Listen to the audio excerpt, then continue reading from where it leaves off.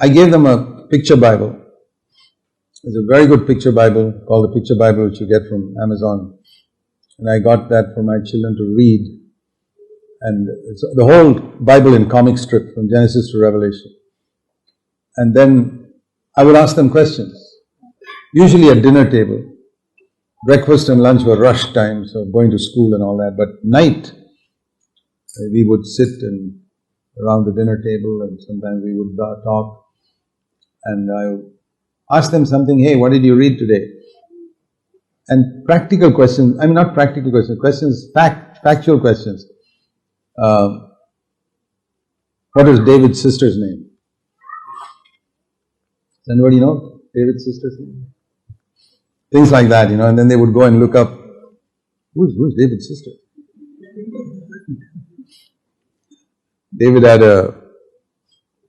by the way, this is a question my children asked me, and I did not know the answer. That's why I remember it today.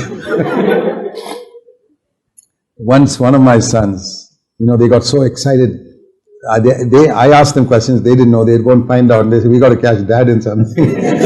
And they would come back to me a question like, Dad, do you know that David's general was Joab? I said, I know that.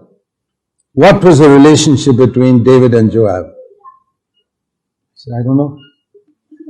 He was David's sister's son. I said, really?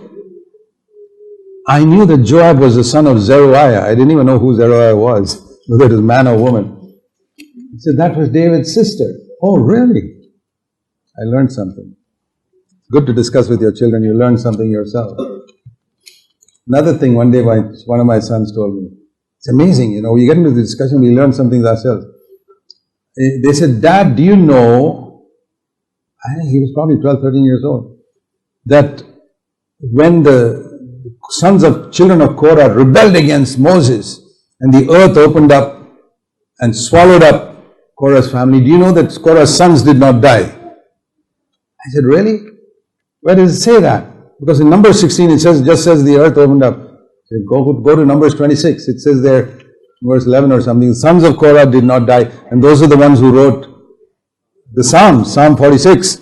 Even if the earth shakes and the mountains go down, and yet we will not fear. I said, wow, that makes that psalm more meaningful to me.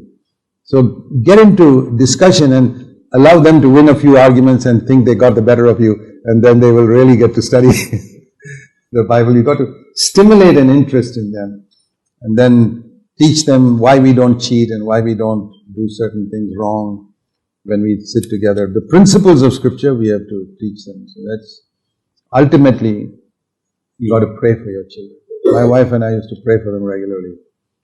And if they are following the Lord today, it is God's mercy.